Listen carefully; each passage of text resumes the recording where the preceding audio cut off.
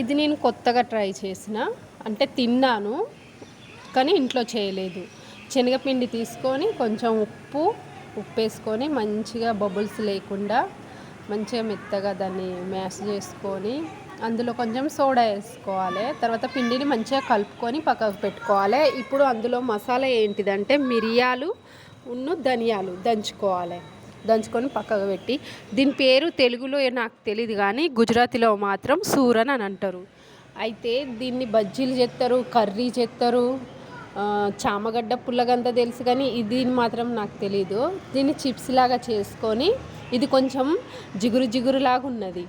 ఇప్పుడు ఆయిల్ వేసుకొని ఆయిల్ మంచిగా గరం అయినాక సేమ్ మనం ఆలుగడ్డ బజ్జీలాగా అటు ఇటు అనుకునేటప్పుడే మసాలా అందులో వేసుకోవాలి, మీది నుంచి చల్లుకోవాలి. నేను మర్చిపోయాను. ఇప్పుడు తీసినాక పైనుంచి చల్లుకున్నా కూడా అదే టేస్ట్ వచ్చింది. సూపర్ ఉన్నాయి.